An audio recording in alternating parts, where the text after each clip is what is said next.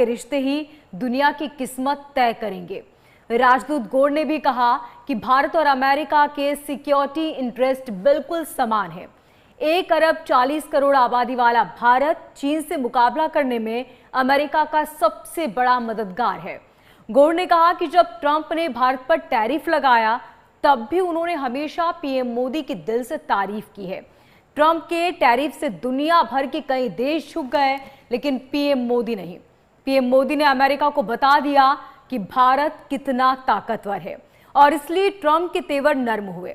पहले जो ट्रंप कहा करते थे कि इतना टैरिफ लगाऊंगा कि सिर चकरा जाएगा, अब वो ट्रंप कहने लगे हैं कि भारत तो पुराना और जिगरी दोस्त है। राष्ट्रपति के तेवर बदले तो मंत्री भी लाइन पर आ गए। जब ट्रंप की हर चाल फेल हो गई तो उन्होंने G7 देशों से भी भारत और चीन पर 100% टैरिफ लगाने को कहा।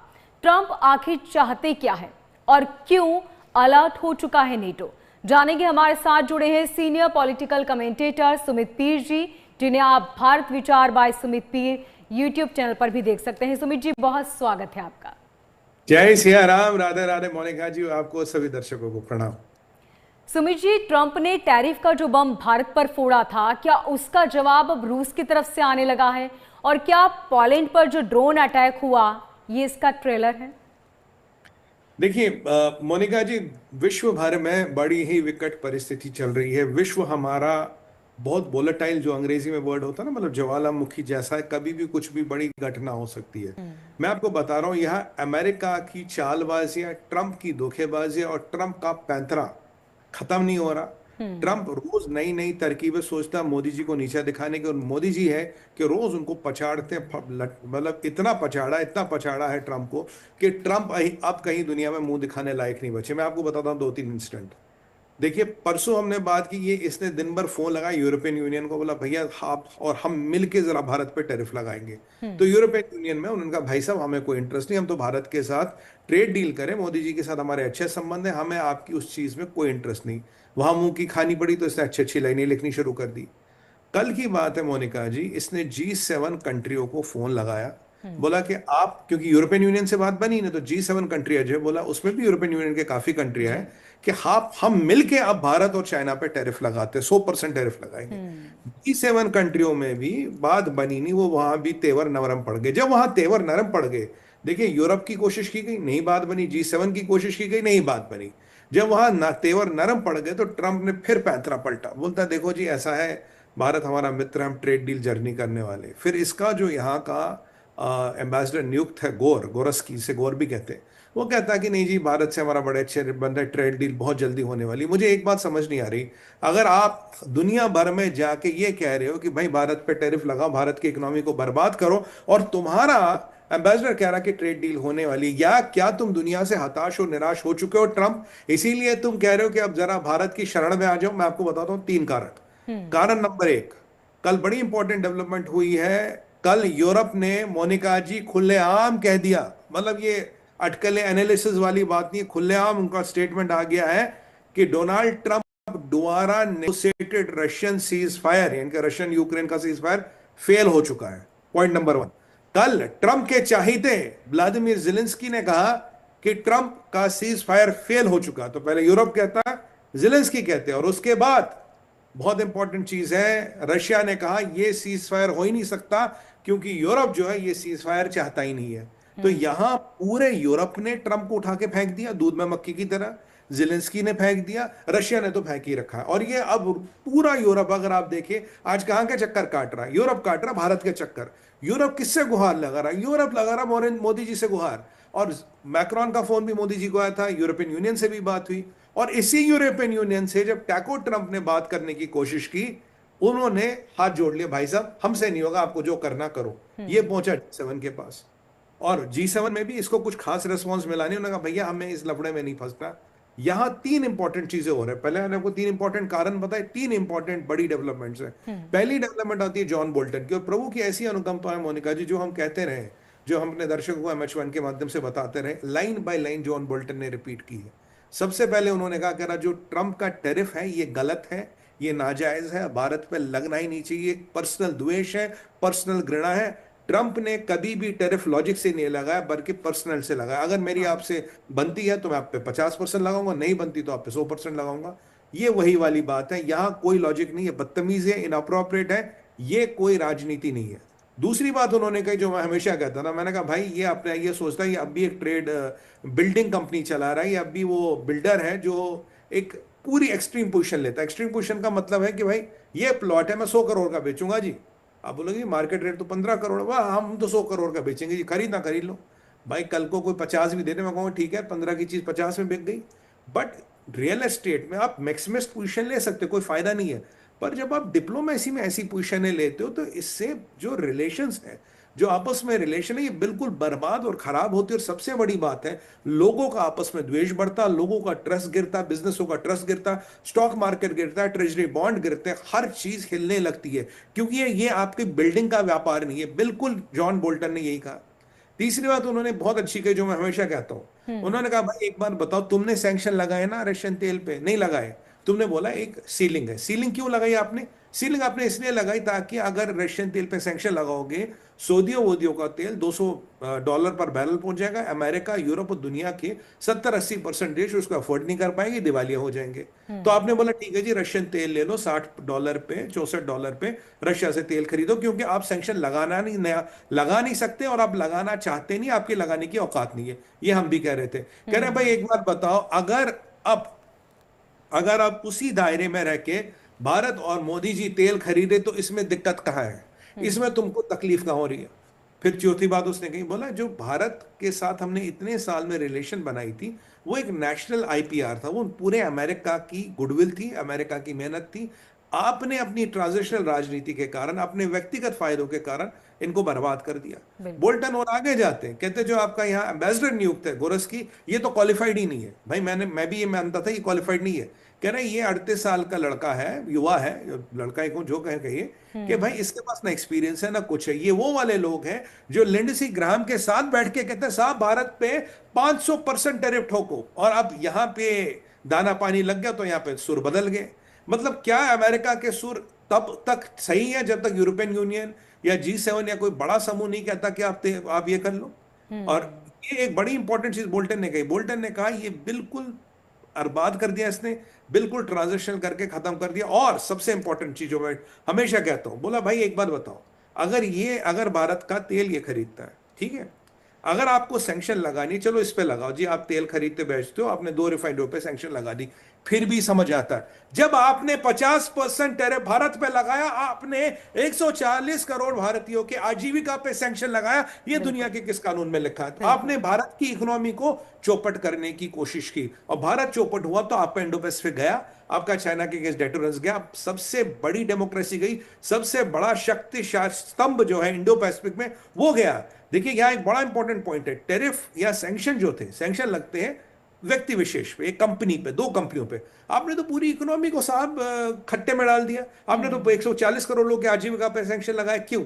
और फिर ट्रंप कहता जी मैंने तो बहुत बड़ा काम किया, मैंने भारत पे सैंक्शन इसलिए लगाया, वो सबसे बड़ा रशिया का तेल बायर है। देखिए ये कितना बड़ा झूठ है। फॉक्स न्यूज को इंटरव्यू बोलते बोलते कहता सबसे बड़ा तेल बायर भारत है, जबकि आप जानते हो हमसे दुगना माल, दुगना व्यापार, दुगना पैसा चाइना ने दिया। ये आज भी चाइना के नाम पे कुछ करने को तैयार नहीं है। ये अमेरिका का प्रेसिडेंट फॉक्स न्यूज को, एक बहुत बड़ा न्यूज चैनल है, वहां झूठ बोलता है मोनिका जी कि सबसे बड़ा भाई खरीदार भारत है, जो कि दुनिया जानती है इसका सत्य क्या है। इसके बाद तीसरा पॉइंट जो इंपॉर्टेंट है, यही गौर साहब को बुलाया था एक सेनेटर की हेलिंग के लिए। यहां है श्रीमान टेड क्रूज। टेड क्रूज कौन है? टेड क्रूज रिपब्लिकन है, ये प्रेसिडेंट के पद के लिए 1-2 बार ये मतलब ना फ्रे में थे, ट्रंप की ही पार्टी के हैं, अभी सेनेटर है टेक्सास से। टेक्सास में सबसे ज्यादा ऑयल जहां अमेरिका में वो टेक्सास में है। इन्होंने एक स्टेटमेंट दिया, सारगोर को बुलाया था और इनका एक वायरल स्टेटमेंट हो गया था, भाई एक बात बताओ, कह रहा तुम ये जो भारत के साथ करो ये क्या नाटक है? कहता नहीं नहीं साहब हम तो भारत के साथ ये कर रहे हैं, ये रशियन ऑयल ये वो। टेड क्रूज ने एक बात कही। अब देखिए अमेरिका के प्रेसिडेंशियल रेस का कैंडिडेट मार्को रूबियो भी रह चुका, टेड क्रूज भी रह चुका, बहुत बड़ा नेता है अमेरिका का, आपके टेक्सास का सेनेटर है। कह रहा आपको श्रीमान अल गोर साहब एक बात पता है, वैसे तो गोरस की है, ये रशियन है बेसिकली, कह रहा आपको एक चीज पता है? कहता क्या? कहता भारत की इकोनॉमी आने वाले समय में दुनिया की नंबर 1 इकोनॉमी बनेगी और ये इकोनॉमी अमेरिका की इकोनॉमी से आगे जाएगी। ये आप क्या ड्रामा लगा रखा तुम लोगों ने? क्या चाहते हो तुम? तुम्हारा तो ये होना चाहिए कि भारत के साथ ट्रेड मतलब टेरिफ हो ही ना, 10%, 20%, 5% की बात नहीं, जीरो टेरिफ हो, व्यापार बढ़े और भारत की संपन्नता से अमेरिका बचे। और तुम्हें यह नहीं पता कि जो भारत का मिडिल क्लास है वो अमेरिका की आबादी से ज्यादा, तब तुम्हारी ये हमाकत क्या कर रहे हो तुम? ये तुम्हारी कौन सी राजनीति है? ये क्या तुम पर्सनल चीजों को लाके ला रहे हो? आज बहुत बड़ी उपलब्धि है अमेरिका का प्रेसिडेंशियल रेस का नॉमिनी, बहुत बड़ा अमेरिका का नेता कहता है भारत की इकोनॉमी अमेरिका को क्रॉस करेगी। मैं कहता हूं 24 साल में हम अमेरिका को इकोनॉमी को जीडीपी में क्रॉस करेंगे, नंबर 1 इकोनॉमी बनेगी और जीडीपी पीपीपी में मात्र 7 से 8 साल में हम अमेरिका को पार कर लेंगे। अब ये स्टेटमेंट आ रहे हैं अमेरिका से। अब आप बताइए, अगर ट्रंप पर्सनल एजेंडा नहीं चला रहा तो क्या चला रहा है? आपको ज़ेलेंस्की ने बोल दिया फेल हो गए, यूरोपियन यूनियन ने बोल दिया फेल हो गए, रशिया ने बोल दिया साहब आप फेल हो गए। कौन सा यूक्रेन, कौन सा सीज फायर, केड़ा सीज फायर? ओ यार, ये तो मतलब हद ही हो गई यार तुम्हारी। मतलब तुम क्या कह रहे हो? और पीट हेगसेथ फिर वही कह रहे हैं कि अब देखना कि यूक्रेन की पहले आर्मी झुकेगी या पहले रशिया की इकोनॉमी टूटेगी। देखो साहब, रशिया की इकोनॉमी को कुछ होने वाला नहीं है। रशिया ने आपके पेच टाइट कर दिए, रशिया के पास आपके पास विकल्प नहीं है। और ये जो ट्रंप की फिर ये जो पर्सनल वेंडेटा वाली नीति है, ये इनसे भारत की उन्नति देखी नहीं जाती मोनिका। ये भारत को नंबर 3 क्या नंबर 1 इकोनॉमी महाकाल की कृपा से हम बनेंगे। मात्र आपको कह रहा हूं 20 से 24 साल, आप भी होंगे या मैं भी होऊंगा 20 से 24 साल, मैं 250 साल की बात नहीं कर रहा। ये एक वास्तविकता हो गई है। ये टेड क्रूज का स्टेटमेंट अमेरिका को हिला दिया है और ये लोग अब भी बेवकूफी के खेल खेल रहे। इन्हें लगता है कि मोदी जी को हटा के भारत को तंग करके शायद ये कुछ साल इसे डिले कर ले, शायद ये कुछ साल रोक ले। आप भारत को नहीं रोक पाएंगे, ये बिल्कुल तय है। और ये तुम्हारे नेता तुम्हारे सेनेट में, तुम्हारे पार्लियामेंट में, तुम्हारी जमीन पे बयान देते हैं। राइट। सुमित जी, ट्रंप को समझ पाना बहुत ही मुश्किल लग रहा है। और कभी जो भारत को अपना बहुत अच्छा दोस्त बोलते हैं, कभी भारत की पीठ पीछे वो छुरा घोंपने की कोशिश करते हैं। अब ईयू के बाद उन्होंने G7 पर दबाव बनाना शुरू कर दिया। आपको नहीं लगता कि रूस यूक्रेन बहाना है और भारत निशाना है? भाई सीधी सी बात अगर मैं बोलूं मेरी बहन, देखो यहाँ पे मोदी निशाना है, भारत की अर्थव्यवस्था निशाना है। ये मोदी जी जब तक बैठे हैं तो ये बहुत इनके चाह काम चलने नहीं देते। देखिए आजकल कोई ये 10 जनपद तो रहा नहीं वहाँ फोन करके राष्ट्र प्राइम मिनिस्टर ऑफिस की नीतियाँ बदलेंगी। कोई मलेशिया में मीटिंग है तो हो नहीं रही, कोई यहाँ बर्मिंघम लंदन में मीटिंगें नहीं हो रही। आप समझिए मेरा इशारा कहाँ की तरफ है। तो आज जो भारत खड़ा है, आज जो भारत डटा है, अरे दुनिया की इकोनॉमियों की 1%, 1.5% ग्रोथ है जी, 7.8%। और हमारे अगले सेल का जो आपका ये जो जीडीपी प्रोडक्शन और बढ़ गए, ग्रोथ और बढ़ गई है। हमने यूएस ट्रेजरी डंप बॉन्ड्स को डंप करके सोना उठाया, ये अमेरिका को मंजूर नहीं। हमारी इंडस्ट्रियलाइजेशन बन रही है। हमारा दुनिया में सबसे ज्यादा पेटेंट मोनिका जी हम फाइल करते हैं। We are filing maximum patents in the world. आज के डेट में एक सच्चाई है। भारत का युवा कहां पहुंच गया है? आप देखिए, कहीं ऐसे 14 से 20 सेक्टर अब हो गए हैं जिसमें भारत, जैसे स्पेस की बात करूं, हाइड्रोकार्बन्स की बात करूं, सोलर एनर्जी की बात करूं, एंटरटेनमेंट की बात करूं, आईटी की बात करूं, ऐसे करीब 20 सेक्टर है, बड़ी इंडस्ट्रियां, जहां भारत नंबर 1, नंबर 2, नंबर 3 पे पहुंच गया। ये जो भारत के की जो ऊर्जा है, जो भारत की युवा ऊर्जा है, जो भारत के नेतृत्व की शक्ति है, जो यहाँ सनातन की ताकत है, इससे ये लोग घबरा चुके हैं। अमेरिका की परिस्थिति यह है कि और कर्जा कहां से छापे, डॉलर कितने छापे। पाकिस्तान जैसा देश मतलब अब कर्जे लेने की परिस्थिति में भी नहीं है। अब देखिए फ्रांस आईएमएफ के बेल आउट में पहुंच गया। आपका यूके और आपका जर्मनी की हालत आपको जानती है। इटली बहुत ज्यादा दूर नहीं है। या यूरोप में संपन्नता नहीं है। अमेरिका कर्जे पे, चाइना का 70 ट्रिलियन डेट है। यहां अगर कहीं संपन्नता है, अगर कहीं भविष्य है और अगर कहीं संभावनाएं हैं 100 साल तक, वो आपके और मेरे देश भारत में है। और इसीलिए इस चीज से इनको डर लगता है। ये वो गलती नहीं करना चाहते। इनको एक रियलाइजेशन है कि यार चाइना को हमने बढ़ने दिया, हमारी बहुत बड़ी गलती हो गई। ये चाहते हैं कि अगर चाइना हमारी आज की समस्या है तो भारत हमारी कल की समस्या है। इनका सिंपल पॉइंट ऑफ व्यू है, चाइना आज की समस्या, भारत कल की समस्या है। तो दूसरा चाइना खड़ा ना हो, इसलिए हमें इसको रोकना पड़ेगा। चाइना में तो फिर भी कहते हैं देखो जी ये वहाँ ऑटोक्रेसी है, डिक्टेटरशिप है, ये है वो है। यहाँ तो डेमोक्रेसी है, यहाँ तो पारदर्शिता है, यहाँ तो इलेक्शन होता है, यहाँ तो सबसे बेहतरीन इलेक्शन भारत में होता है। अमेरिका का इलेक्शन आप देखते हैं कि बैलेट पेपर, वो पोस्टल बैलेटों का खेल चलता रहता महीनों तक। अब ये सब चीजें हैं, मेक इन इंडिया, आत्मनिर्भर भारत, ऑपरेशन सिंदूर, जो अपने हथियार बना लिए, जो अपने अमेरिका के सैटेलाइट ब्लॉक कर दिए। मतलब जब भारत की अचीवमेंट्स देख रहे हैं यार, 10-11 साल में बहुत कुछ बदल गया। और डर किससे लग रहा है आने वाले 11 साल में क्या होगा?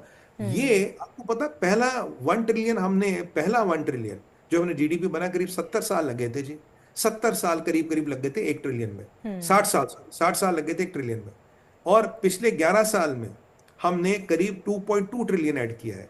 मतलब 5 साल में ये 1.1 ट्रिलियन ऐड कर रहे हैं, और आने वाले टाइम में 3 साल में करेंगे, फिर दो बिल्कुल। साल में करेंगे।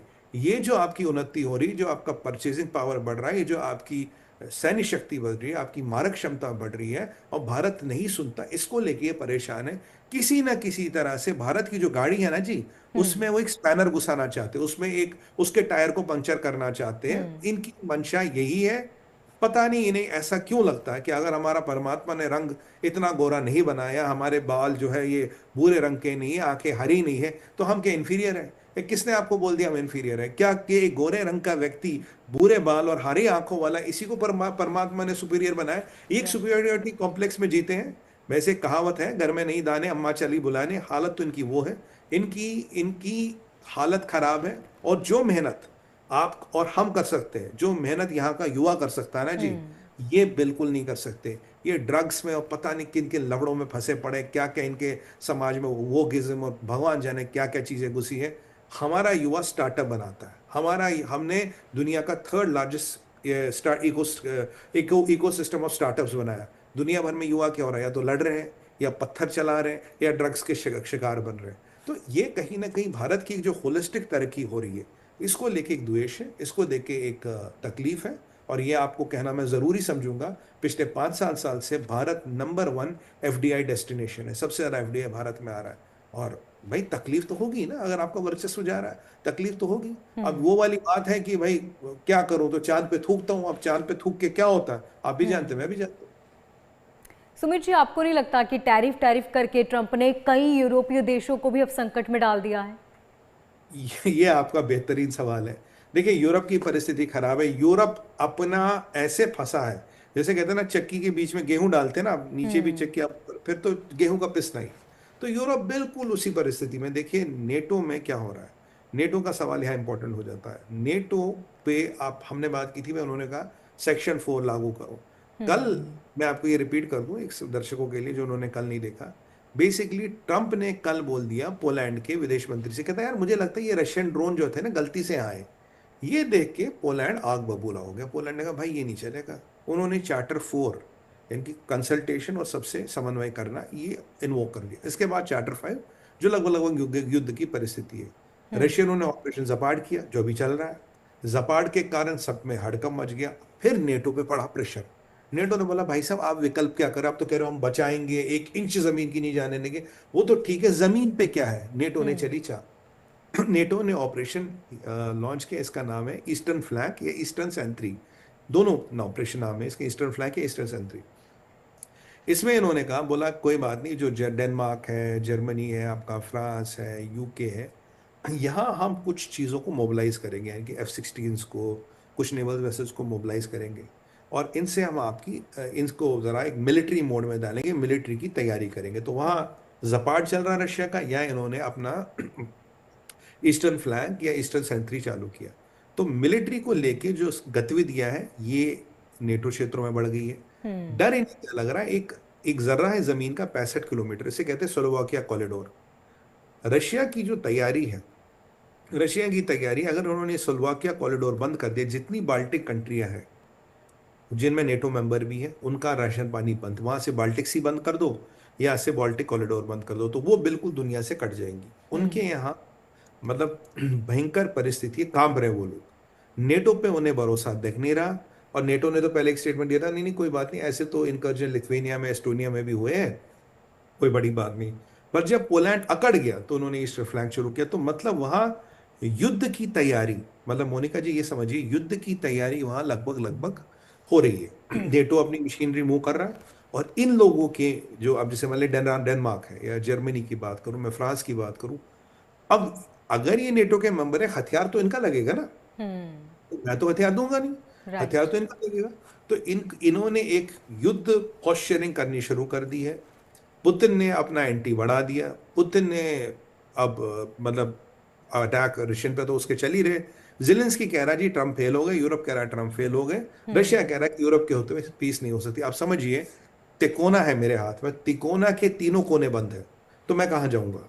तो यहाँ ट्रम्प, मुझे समझ नहीं आ रहा किस चीज की बात करे, कौन से रशिया की इकोनॉमी को तोड़ने की बात कर रहे हैं, कौन से सीज फायर की बात करें, जिनका सीज फायर वो कह रहे भैया तुम फेल हो गए हो, तुम फेल, तुम्हारे टेरिफ फेल। जॉन बोल्टन कह रहा तुम फेल, तुम्हारी टेरिफ फेल, तुम्हारी राजनीति फेल।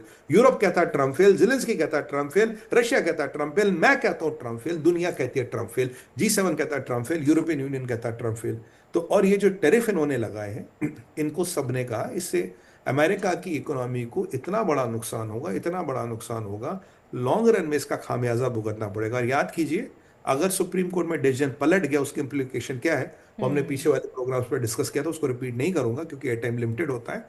तो सोचिए अमेरिका की परिस्थिति का, आगे कुआं पीछे खाई, ऊपर यमराज और नीचे यमदूत, बस लगभग लगभग वैसी वाली परिस्थिति हो गई है। अब जाए तो जाएगा।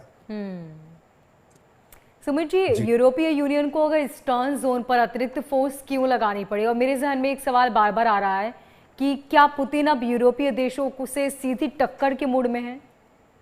देखिए, वो यूरोपियन देशों को चाह रहे हैं भैया तुम मुझसे मत भिड़ो, तुम फटे हुए में टांग मत अड़ाओ, तुम्हारा जिलेंस्की से मतलब काट दो, मुझे तुमसे कोई द्वेष नहीं है।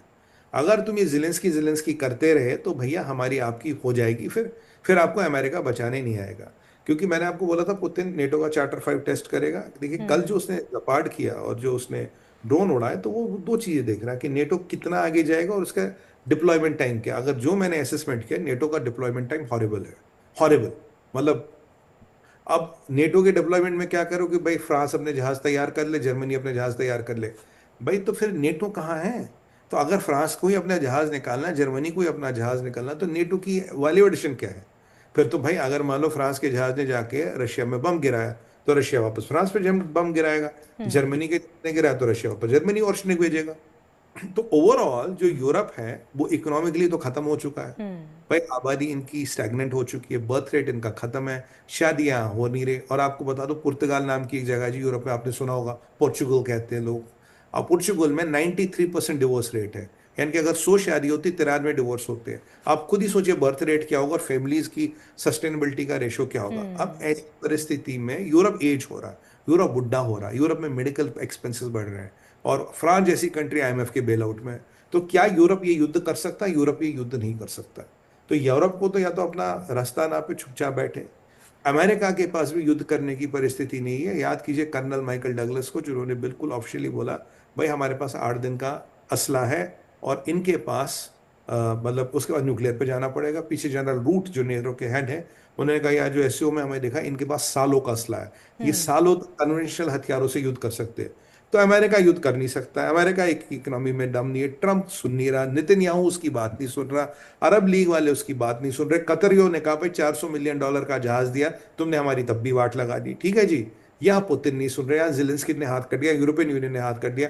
और भारत में मोदी जी बहुत संयम से काम ले रहे हैं। अगर आप मोदी जी की लैंग्वेज देखें ना किसी भी चीज की, बड़ी बिजनेस लाइक है।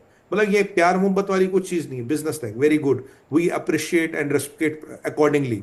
ये बहुत फॉर्मल लैंग्वेज है जो मोदी जी कहते हैं, बहुत फॉर्मल है, बहुत फॉर्मल। ये नहीं कि हाँ आपने कह हाँ चलो जी गले में लो, नहीं, बहुत संयम से। व्यापार वाली बात है जो मैं हमेशा कहता हूँ, अमेरिकन से व्यापार करो पर प्यार मत करो। ये बड़े ट्रांजिशनल लोग होते हैं मोनिका।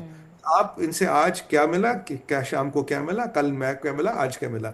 इनका कोई परमानेंट दोस्त और दुश्मन नहीं होता। ये बिल्कुल देखते डॉलर आज की बार कहाँ से आएगा, कैसे आएगा। अमेरिका का जो लाइफस्टाइल हो गया है वो हो गया है कि कहीं ना कहीं से अमेरिका की इकोनॉमी में पैसे आए और वो चले। आज मेरे देश भारत की एक विशेषता है मोनिका, अगर हम कुछ भी ना करें, आप और हम तब भी जिंदा रह लेंगे भारत में, भारत की मिट्टी पे, भारत के दम पे, भारत के लोगों पे। ये प्रिविलेज अमेरिका के पास नहीं है, ये प्रिविलेज चाइना के पास नहीं, ये प्रिविलेज रशिया के पास जरूर है। तो यहाँ भारत और रशिया में एक सिमिलैरिटी है। अगर हम कुछ भी ना करें, हम दुनिया से हम कटफट भी हो जाए, तब भी हम जिंदा रह लेंगे, हमारी अर्थव्यवस्थाओं में इतना दम है। अमेरिका में ये नहीं है और आपके चाइना में ये नहीं है। तो कहीं ना कहीं जो परमात्मा ने हमें ये सब चीजें दी है, ये लोगों के द्वेष का कारण बनता है, ये लोगों की घृणा का कारण बनता है। और ये जो अब सनातन का प्रचलन हो रहा, भाई सनातन दुनिया भर में बहुत बढ़िया चल रहा। आप देखिए रशिया में जो, जहाँ लोग सबसे ज्यादा जिस धर्म में कन्वर्ट हो रहे हैं वो है आपका सनातन धर्म। ये कोलंबिया में है, ये कंबोडिया में है, कोलंबिया, रशिया कहाँ, कोलंबिया कहाँ। तो हम्म। कहीं कहीं कहीं ना कहीं इनको मुझे लगता है अब एक बहुत बड़ी अस्थिरता सताती है, चाहे वो पॉलिटिकली हो, वो इकोनॉमिक हो, मिलिट्री हो और कल्चरल हो। और इन लोग को सबसे डर आपको पता किससे लगता है? सबसे बड़ा डर इनको लगता है कल्चरल सुप्रीमेसी से। क्योंकि जब हम्म। कल्चर वार करता है ना मोनिका जी, वो कुछ नहीं छोड़ता। वो एक वार में पूरा चीजों को घोल के पी जाता है। तो बिल्कुल। इन्हें वो डर लग रहा है यार, कल्चर इनका स्ट्रांग हो रहा है, और बहुत जल्दी भारत की अर्थव्यवस्था जब सुधरेगी और बहुत बेहतर होगी, तो अमेरिका में भारतीय मूल के लोग ना जाएंगे, ना H1B वीजा की जरूरत पड़ेगी, ना कोई अर्जी लगाने वाला है। इन्हें ये भी बता। तो अगर भारतीय वहां नहीं होंगे, ये भारतीयों का दिमाग नहीं होगा, तो आपकी अर्थव्यवस्था चलेगी कैसे? आप काम करोगे कैसे? इसीलिए मैं तो हमेशा युवा से कहता हूँ कि आने वाले 100 साल भारत के हैं। आपको अमेरिका, रशिया, जापान, साइप्रस कहीं जाने की भाई कोई जरूरत नहीं। आप भारत में रहिए और भारत को बनाइए। भारत को अमेरिका बनाओ ना मेरे भाई। बिल्कुल। आपकी युवा शक्ति है, भारत को अमेरिका बनाओ। वैसे 24 सालों में, 22 सालों में विल टेक ओवर अमेरिका। हमारा जीडीपी 35 से 37 ट्रिलियन डॉलर होगा। 4 ट्रिलियन पे ये आप प्रोग्रेस देख रहे हो। आप मोनिका जी इमेजिन करिए, 35 या 34 ट्रिलियन डॉलर मात्र 20 से 24 साल, क्या होगा भारत? जरा परिकल्पना कीजिए, सोचिए भारत कहाँ होगा। ये इस पे हमें काम करना है, और हमारा विजन क्लियर है, हमारा मिशन क्लियर है। इसी को बिल्कुल देख के सुमित जी, इसी और के प्रति। ये चीज़, इसी चीज़ से इनकार नहीं किया जा सकता कि पीएम मोदी का मिशन बिल्कुल क्लियर था, और इसी वजह से ट्रंप के तेवर भी बदले, कई बार बदले, और उनकी जुबान के बाद उनके जो तमाम मंत्री थे उनको भी हमने देखा कि किस तरह अब उनकी भी भाषा बदलने लगी है। और पीएम मोदी ने ये बता दिया कि अमेरिका झुकता है, बस झुकाने वाला चाहिए। एक सवाल और मुझे आपसे करना था सुमित जी कि क्या परमाणु हमला होने वाला है? क्योंकि स्वीडन में हम देखें या नॉर्वे में देखें, वहां पर लोगों को हमले से बचने की जानकारी दी जा रही है घर घर जाकर। देखिए, स्वीडन और नॉर्वे में ये एक प्रकरण पहले भी हुआ था, और क्योंकि पुतिन ने जो कल जो जपाड एक्सरसाइज की, उसमें ओर्शनिक डिप्लॉय हो रहा है। ओर्शनिक में MIRVN के कई सारे वॉरहेड कैरी कर सकते हैं। उसके पास और भी है, हम्म। स्प्रांट है, और भी कई लॉन्ग रेंज मिसाइल, पर ओर्शनिक बहुत घातक है। ये मैक 10 की स्पीड से जाता है, इनकी साउंड से 10 गुना ज्यादा। इसको इंटरसेप्ट करना ऑलमोस्ट इम्पॉसिबल है। ये हम्म। कन्वेंशनल और न्यूक्लियर वेपन दोनों कैरी कर सकता है। इन्होंने यूरोप में पहले भी न्यूक्लियर शेल्टर्स एक टाइम में बनाए थे, उनको एक्टिवेट किया जा रहा है। उन पे लोग को ज़रा ट्रेनिंग दी जा रही, भाई ऐसा हो सकता है, ये हो सकता है। और भविष्यवाणी का की सुने तो आने वाले 4 साल भारत के लिए भी बड़े क्रिटिकल है। यहाँ भी कुछ भी हो सकता है अकॉर्डिंग टू भविष्यवाणी का। अब कितना होगा नहीं होगा तो प्रभु ही जाने, बट महाकाल की और भैरव की कृपा बनी रहे। बट यहाँ भी कुछ भी हो सकता है। तो ये एक परिस्थिति जो है, वो ट्रंप जैसे लोगों ने खड़ी कर दी है। दुनिया में एक समन्वय चल रहा था, हम्म। दुनिया में स्थिरता चल रही थी। अगर आप जाके रशिया की इकोनॉमी को तोड़ने के पोस्टर लगाओगे, सुनो हम्म। ऐसे पोस्टर, मैं आके तुम्हारी इकोनॉमी तोड़ूंगा, तुम्हारे लोगों को भूखा मारूंगा। तो जी, अगर मेरे पास न्यूक्लियर बम रखा होगा, शायद मैं भी सोचूं, मैं भी तुम्हारे वो लोग को जिंदा रहने लायक ही नहीं छोड़ूंगा। तो हम्म। ये हम एक प्रकृति का, और जो एक दुनिया में एक समन्वय था ना, जब इसको तोड़ा जाता है, खुलेआम तोड़ा जाता है, ये आपके अहंकार की पराकाष्ठा है। ये ट्रम्प के अहंकार की पराकाष्ठा। उसको लगता है कि मैं दुनिया का बादशाह हूं, शहंशाह हूं।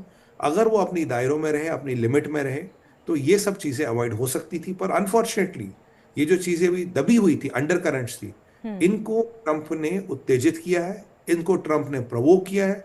वो उत्तेजना और प्रोवोकेशन का कारण आज देख रहे हैं कि लोगों को ये ट्रेनिंग दी जा रही है कि भाई अगर न्यूक्लियर बम हो तुम्हारा शेल्टर का। देखिए, वास्तविकता है कितने लोग जाएंगे शेल्टरों में? कब तक जाएंगे शेल्टरों में? कोई शेल्टर कोई विकल्प नहीं है। भगवान करे ऐसा कभी ना हो, हम तो हम्म। प्रभु से ही मांगे कि ऐसा कभी ना हो। बिल्कुल। बट इन परिस्थितियों को nuclear weapons better weapon of deterrence से यूज के नहीं है। इन हम्म। परिस्थितियों को अवॉइड करना चाहिए। और ये जो ट्रंप ने, देखिए, ट्रंप के कारण आज बेलारूस में मिसाइल डिप्लॉय हो गए रशिया के।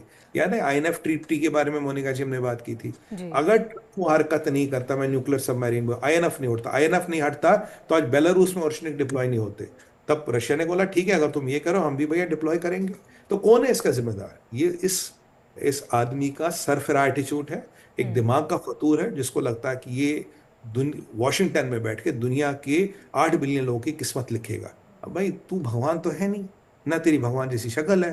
तो मतलब पता नहीं इस आदमी को ये भ्रम क्यों है, ये इस परसिस्टेंट भ्रम जाल में क्यों फंसा। और अमेरिका के लोगों ने इसको, किस आदमी को चुना जो अमेरिका तो छोड़िए पूरे दुनिया की शांति के लिए एक अवरोध है। शांति, नोबेल प्राइज ऑफ पीस तो, नोबेल प्राइज फॉर पीस तो दूर की बात है, नोबेल प्राइज फॉर अगर डिस्ट्रक्शन होगा या अनस्टेबिलिटी होगा, उसका ये अनचैलेंज कंटेंडर है। उसमें कोई कंटेंडर नहीं है, नंबर वन कंटेंडर है ये। बिल्कुल जी। ठीक कहा सुमित जी आपने, और अब देखना होगा कि आने वाले वक्त में किस तरह के हालात बनते हैं। बहुत बहुत शुक्रिया तमाम बातचीत के लिए। मोनिका जी, जय सिया राम, राधे राधे, आभार। और यहाँ वक्त हो चला है एक छोटे से ब्रेक का। MS1 न्यूज पर खबरों का सिलसिला लगातार जारी।